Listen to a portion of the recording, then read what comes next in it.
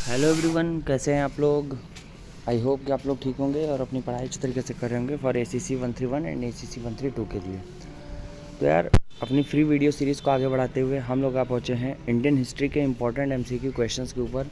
ये video specially ACC 131 के लिए बहुत ही ज़्यादा इम्पोर्टेंट है। इसको देखिए, मल्टीपल टाइम देखिए, नोट्स बनाइए, और इस वीडियो से एक क्वेश्चन आने की पॉसिबिलिटी सबसे ज़्यादा है। इस वक्त खासकर इस समय जो भी आपको फ्री वीडियो सीरीज़ मिलेगी उन सभी का नोट्स प्रिपेयर ज़रूर करिएगा। पुराने जितने भी समय में जो भी आप लोगों ने प्रिपरेशन ठीक से नहीं कर पाए या वीडियोस को नोट्स नहीं बना पाए, उन सबको कोई दिक्कत नहीं है।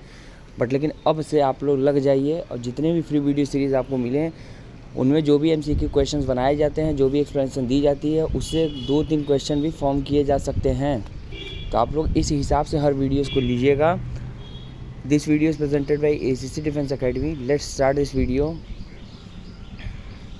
Question number first, in which year the Danish East India Company was formed. Danish East India Company कब फॉर्म्ड हुई थी? वो हुई थी 1616 में। Option C is the right answer. आपके सामने एक इमेज दिख रहा होगा कि जब भारत में जितने भी, देखो, चाहे ब्रिटिश हो, चाहे वो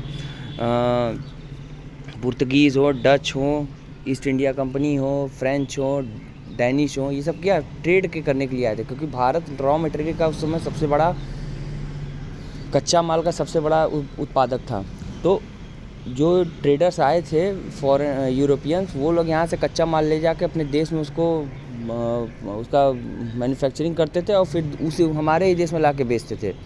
तो इस प्रकार से चीज़ें चलती थी और डबल मुनाफा वो लोग कमाते थे, जिससे भारतीयों में रोष फैलना शुरू हो गया और लालच इतने हद तक बढ़ गया कि जिससे आपको ये चीज़ समझिए कि जो ब्रिटिश ईस्ट इंडिया कंपनी थी वो ट्रेड के तौर पे आई थी और वो देश पे शासन करने लगी 1947 तक, जिसको हम लोगों ने मॉडर्न हिस्ट्री में कवर भी किया है। आपके सामने लिखा होगा 1498 में पुर्तगीज़ आए, 1595 में डच आए, 1600 में ईस्ट इंडिया कंपनी आई, ब्रिटेन आई, ब्रिटिश आई, फ्रेंच आई 1664 में और डैनिश आई 1616 में। ऐसे कुछ घटनाक्रम चला था। Who among the following is called the father of nationalism in India? Father of nationalism in India का टैग किसे दिया जाता है? राजा राम मोहन राय को दिया था, क्योंकि इन्होंने बहुत बड़े बड़े सामाजिक सुधार आंदोलन चलाए थे, जिसमें ब्रह्म समाज की स्थापना थी, विधवा विवाह, विधवा पुनर्विवाह, बाल विवाह का इन्होंने विरोध किया था। विभिन्न प्रकार के इन्होंने बहुत सारे सुधार किए थे, क्योंकि उस समय तत्कालीन में बहुत सारी समाज में कुरीतियाँ व्याप्त थी और इनका सम्मान ब्रिटिश भी बहुत ज़्यादा करते थे।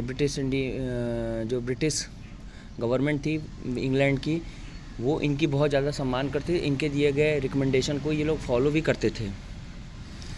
In the excavations of Harappa site, bones of camel has been found. जो बोन्स ऑफ कैमल पाई गई है हड़प्पा साइट के किस जगह पे खुदाई करके? कालीबंगन में पाई गई है। ठीक है, और कालीबंगन किसके द्वारा डिस्कवर की गई है?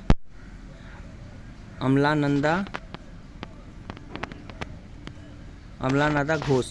यह है कालीबंगन की साइट जहाँ पे बोन्स ऑफ कैमल पाई गई हैं। Morley Minto reform was introduce in which of the following year. Morley Minto reform कब आई थी? वो आई थी 1909 में। इसको government the India council act 1909, जिसको फेमस किया गया मार्ले मिंटो रिफॉर्म से। ये act of parliament of the United kingdom द्वारा ये पास किया गया एक्ट था, जो ये बताता था कि भारतीयों को लिमिटेड इंक्रीजेस, मतलब एक सीमित तक ही उनको बढ़ावा देना है अपने संसदीय British governance in the British India. जो ब्रिटिश भारत था उसमें भारतीयों की संख्या को बढ़ाना है, लेकिन बहुत हद तक नहीं बढ़ाना है। ये इसमें रिकमेंडेशन की गई थी पार्लियामेंट्री रिफॉर्म में, और ये चीज़ हम लोग मॉडर्न हिस्ट्री में बहुत अच्छे से कवर करते हैं। तो पार्लियामेंट्री रिफॉर्म इंट्रोड्यूस किया गया था 1909 में। Which Rashtrakutas ruler built the famous Kailash temple of Shiva at Ellora. Ellora में जो कैलाश टेम्पल बनाया गया है वो किस राष्ट्रकूटाज रूलर ने बनाया था? वो बनाए थे कृष्ण फर्स्ट। ठीक है, option C. The Gupta era was started by whom. Gupta era Shri गुप्त इसके फाउंडर थे। गुप्ता एरा फाउंडर थे श्री गुप्त। 320 से 550 सी तक चले थे इनका, और ये इंडिया के सब कॉन्टिनेंट में बहुत ज़्यादा इनका प्रभाव भी था।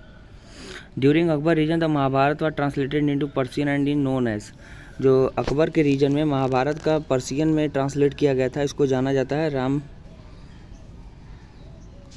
राजनमः। और इसका मैंने आपको बताया भी था कि किसने इसको ट्रांसलेट किया था, आप इसका कमेंट सेक्शन में आंसर बताइएगा। ACC 131 और ACC 132 का बैच आपके डिमांड पे ही फिर से स्टार्ट किया गया है। जो लोग भी अभी तक एडमिशन नहीं ले पाए हैं, ACC 131 को टारगेट कर रहे हैं या ACC 132 को टारगेट कर रहे हैं, तो आप प्लीज़ इस बैच से जितना जल्द हो सके जुड़ जाएं। ये कंप्लीट कॉम्प्रिहेंसिव बैच है अपने आप में। इस बैच का टारगेट है कि 500 टॉप 500 में आपकी रैंकिंग लाई जाए, और इस बैच को ज्वाइन करते ही आपको फुल PDF नोट्स मिलेंगे, फुली रिकॉर्डेड क्लासेस मिलेंगी। PDF नोट्स में क्या होंगे, थ्योरी होगी, वन लाइनर होंगे, MCQs होंगे, 500 ज़्यादा घंटे की रिकॉर्डिंग क्लासेस होंगी, डेली लाइव क्लासेस होती हैं जहाँ पे आप टीचर से इंटरेक्शन कर सकते हैं 9 to 11 PM पे। इतना ही नहीं, आपको टीचर का नंबर भी दिया जाएगा। अगर आप क्लास में नहीं पूछ पा रहे हैं तो आप टीचर से पर्सनली गाइडेंस भी ले सकते हैं विदाउट एनी प्रॉब्लम, ठीक है। और ये कहीं और ये बेनिफिट नहीं दिया जाता है।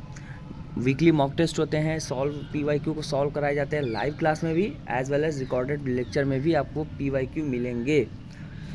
8120745966 को कंप्लीट कॉम्प्रिहेंसिव बैच को ज्वाइन करने के लिए मैसेज कर सकते हैं। और अगर आपको ACC 131 का टारगेट बनाए हैं तो जितना जल्द हो सके इस बैच को ज्वाइन कर लीजिए, क्योंकि आपके बहुत सारे दोस्त इस बैच को ज्वाइन कर चुके हैं और वो अपनी प्रिपरेशन को स्टार्ट भी कर चुके हैं। मैं एक बार फिर से बताता हूँ, जो अभी भी इस बैच को, जो अभी भी अपनी स्टार्टिंग से प्रिपरेशन स्टार्ट करेगा, वो सिलेक्शन लेकर रहेगा अंडर टॉप 100 या टॉप 20, ठीक है। ये ACC defence academy live class का स्क्रीनशॉट है, गूगल मीट पे स्क्रीन शेयर करके पढ़ाते हैं। ये PDF नोट्स है जो पेड बैच लेने के बाद आपको मिलेंगे। A clay of model of block was have been found from, एक मॉडल है क्ले का, जुता हुआ खेत जो पाया गया है बनावली से, जो कि हरियाणा में पड़ता है, ठीक है। अब देखो जो हड़प्पा साइट खोजी गई है ना, वो पर्टिकुलर इस समय किस स्टेट में पड़ रहा है उसको भी थोड़ा ध्यान में रखना पड़ेगा।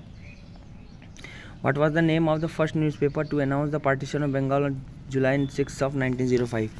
पहली बार किस न्यूज़पेपर ने बंगाल डिवीज़न को अनाउंस किया था? संजीवानी नाम का अखबार था, इन्होंने अनाउंस किया था 6 जुलाई 1905 को बंगाल डिवीज़न को, और ये स्टार्ट किया गया था KK मित्रा द्वारा।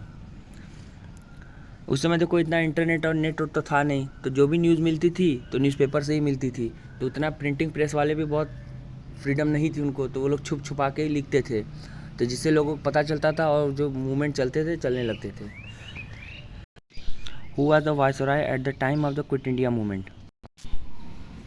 सबको पता है 1942 में क्विट इंडिया मूवमेंट हुआ था, गांधी जी द्वारा भारत छोड़ो आंदोलन का नारा दिया गया था, ठीक है। और ये लॉर्ड लिथिंगो थे। Who declared at his ultimate aim and the wiping of every tear from every eyes? किसने स्वयं का एक अल्टीमेट जो एम डिसाइड किया था कि हर एक आंख से आंसू पोंछेंगे जिस आंख से आंसू आएंगे? वो थे जवाहरलाल नेहरू जी। इन्होंने स्पीच में ये बात बोली थी कि उनका अल्टीमेट एम है कि मैं हर एक आंख से निकलने में आंसू पोंछूं। Who gave the concept of total revolution? Jayaprakash Narayan. इनका बहुत फेमस था जेपी लोग इनको कहते थे। ये लोहिया के समय के नेता थे जयप्रकाश नारायण जी, और इन्होंने ही टोटल रेवोल्यूशन का नारा दिया था। Who give the first call of Indians for the Indians for Swaraj? Bharat का भारतीयों के लिए स्वराज है, ये किसका नारा था? स्वामी दयानंद सरस्वती का। इन्होंने आर्य समाज की स्थापना की थी और वेदों की ओर लौटो का नारा भी इन्होंने दिया था। ये दोनों क्वेश्चन आपके एग्जाम में पूछे गए हैं। Who of the following attend all 3 round table conference? सबको पता है बाबा साहब भीमराव अम्बेडकर। पहली राउंड टेबल कॉन्फ्रेंस तो फेल हो गई थी। राउंड टेबल कॉन्फ्रेंस था क्या? राउंड टेबल कॉन्फ्रेंस था कि अंग्रेजों ने ये भारतीयों को विश्वास दिलाया कि हम आपके संविधान और आपके आज़ादी को लेकर डिस्कशन करने वाले हैं, सभी INC लीडर आइए। गांधी जी अरेस्ट हो गए थे और कोई लीडर गया नहीं, तो पहली राउंड टेबल कॉन्फ्रेंस फेल हो गई। सेकंड राउंड टेबल कॉन्फ्रेंस में गांधी जी को जेल से छुड़वा के लाया गया, जिससे बहुत सारे INC लीडर भी वहाँ पहुँचे। तो अंग्रेजों को लगा गांधी जी को अगर मना के रखोगे तो INC लीडर भी जो कहोगे गांधी जी के साथ वो लोग आएंगे, ठीक है। राउंड टेबल कॉन्फ्रेंस जो चली थी 1930 से 1932 तक चली थी, सबको पता होना चाहिए, ठीक है। Who was editor of the Young Indian Harijan? Mahatma Gandhi ji थे एडिटर इसके। ये एसीसी डिफेंस एकेडमी का ऐप है, गूगल प्ले स्टोर पे इंस्टॉल कर लीजिए। इंस्टॉल करने के बाद YLC SSB 131 के सभी लेटेस्ट अपडेटेड कंटेंट मटेरियल आपको यहीं मिलेंगे। 8120745966 से व्हाट्सएप करके आप इस बैच से जुड़ सकते हैं। एसीसी की बुकलेट्स हैं जो प्रिंट फॉर्म में आपके डोर स्टेप डिलीवरी तक आपको प्रोवाइड कराई जाएंगी, जिसमें हर टॉपिक के ब्लूप्रिंट, हर सब्जेक्ट के MCQ, एक वन लाइनर, लास्ट 5 क्वेश्चन मिलेंगे। ये नोट्स सबके लिए इंपॉर्टेंट है और स्पेशली उन लोग के लिए डिज़ाइन किया गया है जिनके जहाँ पे जो लोग जिस यूनिट में पोस्टेड हैं वहाँ पे नेटवर्क इशू लोगों का बहुत ज़्यादा है। तो आप इस बुकलेट को ले सकते हैं जो लेटेस्ट ट्रेंड पैटर्न के हिसाब से फुली अपडेटेड है, और इससे आप प्रिपरेशन अपनी नॉन स्टॉप कर सकते हैं। आपके यूनिट एड्रेस पे भी आ सकती है, आपके करस्पॉन्डिंग एड्रेस पे भी आ सकती है।